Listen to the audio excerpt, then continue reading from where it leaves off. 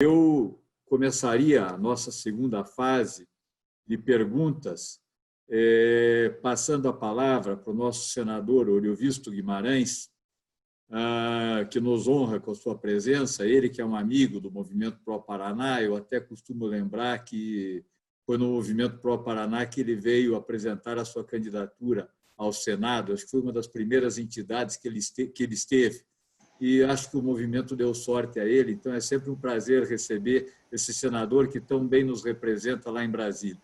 Senador, a palavra é sua. Muito obrigado, Marcos Novakoski. Quero, antes de mais nada, parabenizar o juiz Sérgio Moro, para mim, eterno juiz, mas ex-ministro, professor, amigo, posso dizer assim, porque eu admiro muito e por diversas vezes estive conversando com ele, enquanto no Ministério e depois disso. Palestra brilhante. E eu pouca coisa tenho a acrescentar ao que ele disse.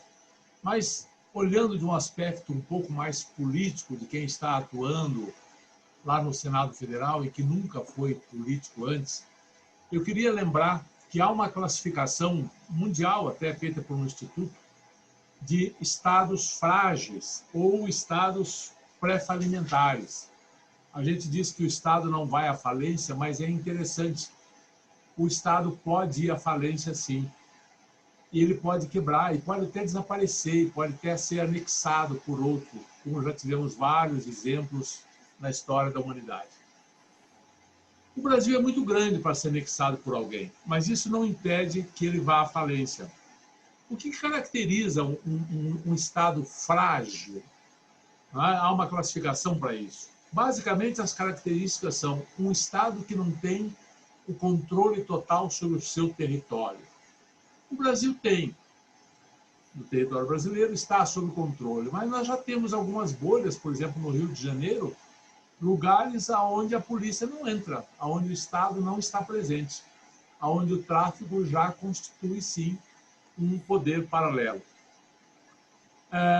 Outro sintoma de fragilidade de um Estado são as altas taxas de criminalidade. A taxa de criminalidade é tanto maior quanto menor é a atuação, menos eficaz é a atuação da justiça e da polícia e da repressão.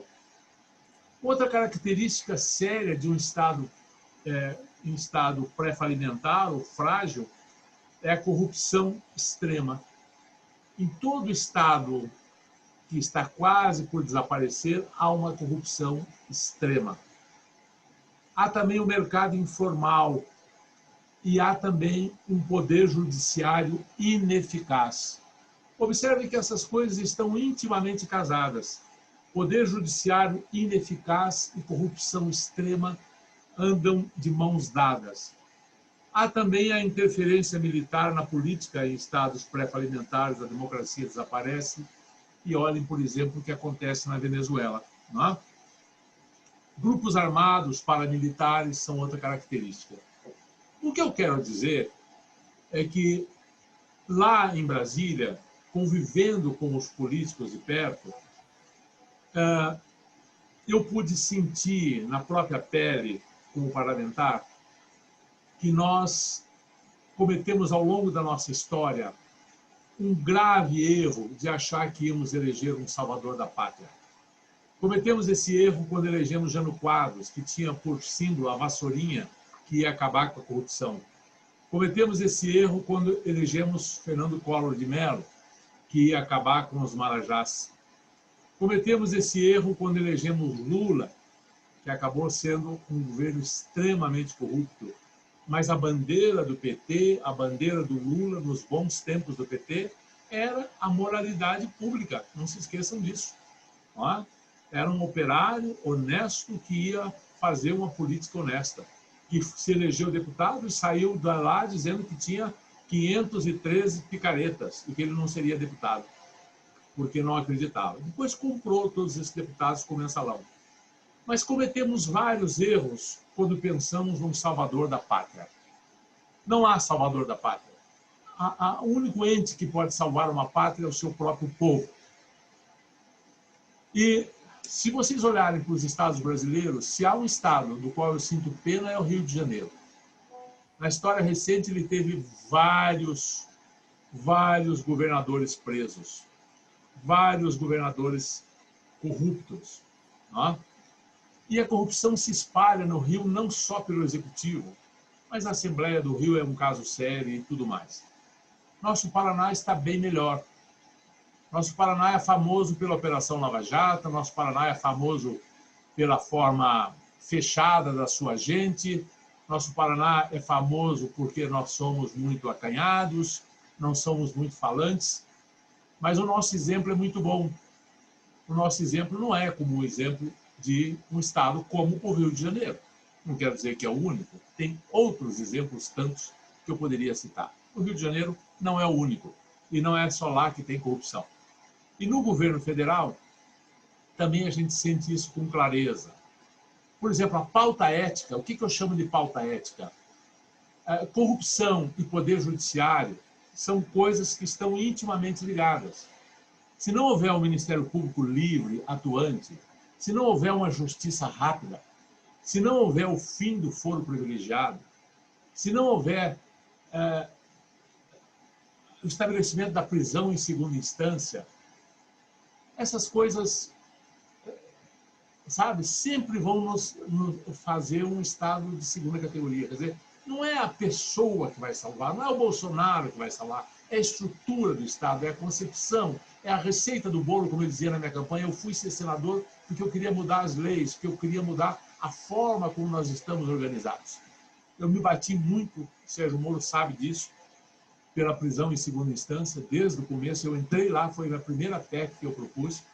O projeto de lei 166 ajudei a fazer junto, o projeto do senador Lazier, mas que junto nós fizemos. Há claramente no nosso Congresso Nacional uma maioria que não quer a prisão em segunda instância, não quer o fim do foro privilegiado.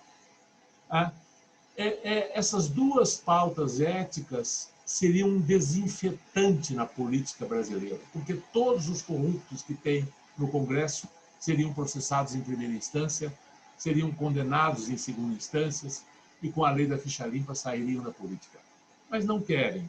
E é por isso que não entra na pauta, por isso que o Rodrigo Maia não põe na pauta o fim do foro privilegiado, que já foi aprovado no Senado. E é por isso que o Davi Alcolumbre e o Rodrigo Maia também não vão colocar em pauta a prisão em segunda instância.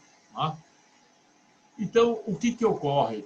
Nós temos que prestar muita atenção em quem vamos eleger para o Congresso Nacional. A mudança das leis depende do Congresso Nacional. E nós temos uma tradição no Congresso Nacional de políticos carreiristas que não pensam no Brasil, que estão lá muito mais preocupados com questões regionais ou com a sua própria carreira, e realmente nos faltam estadistas. Né? Eu quero dizer que eu fico feliz com a palestra do Sérgio Moro e quero fazer uma confidência para vocês do Movimento Pro Paraná. Me ajudem a convencer Sérgio Moro para que ele não desista e que ele seja candidato à presidência da República. O Paraná pode e deve oferecer uma possibilidade. Não que ele vá ser o salvador da pátria, não é isso. Não quero cair de novo no mesmo erro. Mas faz uma diferença enorme um presidente da República sério. Nós vimos isso agora. O que aconteceu com o COAF? O que aconteceu com as interferências múltiplas? As perguntas sem resposta de depósito nas contas da primeira-dama, a aliança com o Centrão, tudo isso é muito triste. Se tivéssemos realmente um presidente comprometido com a pauta ética, essas coisas não estariam acontecendo. Então, eu termino dizendo assim, não basta eleger um grande presidente da República, é preciso eleger também um bom parlamento. E termino, mais uma vez, pedindo a vocês o seguinte, todos que são empresários, que são juristas, que estão aposentados, se candidatem para o parlamento nas próximas eleições. Dediquem 4 anos ou 8 anos de trabalho voluntário ao Brasil. Não precisa ser candidato de novo, desistam depois. Mas cada pessoa honesta que ocupar uma cadeira na Câmara dos Deputados ou no Senado vai ajudar muito o Brasil. Não precisa só o presidente da República, precisamos de um parlamento também. E o Paraná tem bons quadros e pode ajudar muito o Brasil nesse aspecto. Eu quero, mais uma vez, parabenizar o Sérgio Moro. E, de novo, Sérgio, não desista. Eu sei que 10 partidos já te convidaram para ser candidato a presidente da República. Não precisa ser pelo meu partido, seja pelo partido que for, mas seja candidato. O dia que você disser que é candidato, você vai despertar uma esperança enorme em todo o nosso Brasil. Muito obrigado. Obrigado, senador, pela sua participação, pela sua contribuição com o Movimento Pro Paraná, com essa sua análise, como sempre, brilhante. Quero agradecer as gentis palavras do senador Eurovisto. É uma das coisas boas de ter integrado lá o Poder Executivo e esse relacionamento com o Poder Legislativo foi ter contato com muitos bons parlamentares, excelentes parlamentares que acabei conhecendo. Infelizmente, nem todos são assim, né? Mas vários excelentes parlamentares preocupados aí com a coisa pública, engajados para que o papel do parlamentar não seja única e exclusivamente de defender interesses paroquiais ou, eventualmente, até interesses especiais, mas sim uma visão mais ampla, no sentido de que nós precisamos um novo país, né? Um mercado mais pujante, um Estado mais eficiente. E o senador Eurovisto, um daqueles que eu tive a honra de conhecer lá já em Brasília, senadores do Paraná, em geral, né? Todos eles muito bons, mas fica aqui minha homenagem ao senador Eurovisto pelo trabalho que vem realizando lá dentro do Senado. Eu também acredito da mesma forma, senador, eu acho que não existe nenhum salvador, e talvez o erro político que nós temos cometido reiteradamente nas últimas décadas seja nessa crença, talvez venha do nosso sebastianismo português, né, de que alguém vai abrir caminho pelo Mar Vermelho, né?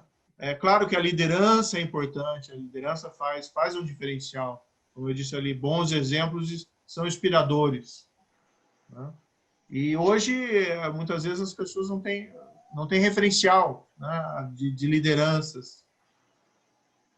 Enfim, mas fica o meu elogio, né, o trabalho que fizemos lá, inclusive muitas vezes em conjunto, o próprio PLS do Lazier Martins, eu acabei sugerindo uma redação específica, naquela época discutimos a opção de segunda instância. Fica meus elogios, é um verdadeiro homem público, né, que bem representa o Paraná no Senado Federal.